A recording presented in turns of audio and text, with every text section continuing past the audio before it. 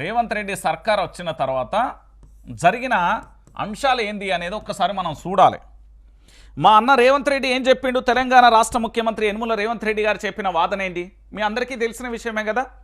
ఒకటి, వీరు బలంగా వాదిస్తున్నారు ఏంది అంటే 100%కు సంబంధించిన రైతు రుణమాఫీ జరిగింది అంటే రుణమాఫీ చేసినామని చెప్తున్నారు.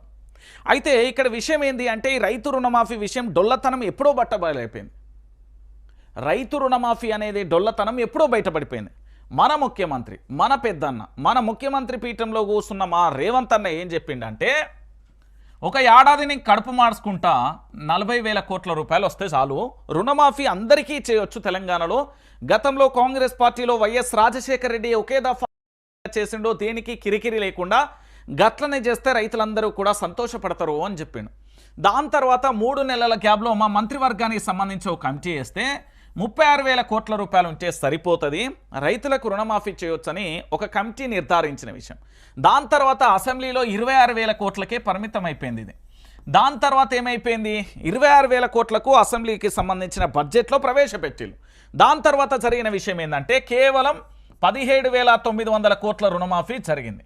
అంటే ఈ తెలంగాణలో దాదాపుగా మనం అంచనా వేసుకుందాం సుమారుగా 70 లక్షల మంది ఉంటారండి. తక్కువలో తక్కువ మీరు ఎంత గింజుకున్నా ఏం చేసినా కూడా పూర్తి స్థాయిలో కూడా ఏంది అంటే తెలంగాణ రాష్ట్ర వ్యాప్తంగా పూర్తి స్థాయిలో కూడా 70 లక్షల మంది ఉంటారు. ఎందుకు నేను ఈ విషయాన్ని చెప్తున్నా అంటే తెలంగాణ యావత్తు సమాజం కూడా ఆలోచించాల్సిన విషయం ఏంటంటే ఈ తెలంగాణలో పూర్తి స్థాయిలో కూడా తెలంగాణ రాష్ట్ర వ్యాప్తంగా కూడా జరుగుతున్న విషయంలో ఏంటంటే ఇక్కడ దాదాపుగా 70 లక్షల మంది ఉంటారు. ఈ 70 లక్షల మందికి సంబంధించి ప్రభుత్వానికి సంబంధించి కేవలం 40 లక్షల మందికి పరిగణలోకి తీసుకున్న చివరికి ఒక 20 లక్షల మందికి కూడా పూర్తి స్థాయిలో రుణమాఫీ చేయలేకపోయింది. ఎందుకు అంటే తెలంగాణ రాష్ట్ర వ్యాప్తంగా రైతులకు రుణమాఫీ అనేది జరగలే. ఇక్కడ ఇంకొక విషయం కూడా మీరు ఆలోచించాల్సిన విషయం ఏంటంటే రైతులకు పూర్తి స్థాయిలో రుణమాఫీ సరిగ్గా జరగలేదు. మా రేవంత్ రెడ్డి ఏమంటున్నాడంటే 100% రుణమాఫీ అయింది అని చెప్తున్నాడు. కానీ ఇక్కడ విషయం ఏంది అంటే మా రేవంత్ సర్కార్కు మరొక ఆటుపోటు ఏంది అంటే విపక్షం చాలా బలంగా ఉంది. తెలంగాణలో ఏంది అంటే బీజేపీ హంఫట్ ఉన్నదా లేదా అనేది చెప్పాలి. కొట్టుడు పోయింది, దీని గురించి మనం మాట్లాడుకోవాల్సిన అవసరం లేదు.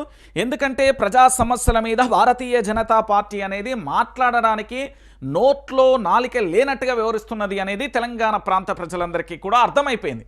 అయితే ఇక్కడ విషయం ఏంది అంటే బీఆర్ఎస్ అనేది చాలా బలంగా ఉంది. ఇది ప్రజల పక్షాన ఎందుకు పోరాటం చేస్తుందంటే బీఆర్ఎస్కున్న నైజం, బీఆర్ఎస్కున్న పుట్టుకకు, బీఆర్ఎస్కున్న ఒక బలమైన శక్తి ఉన్నది.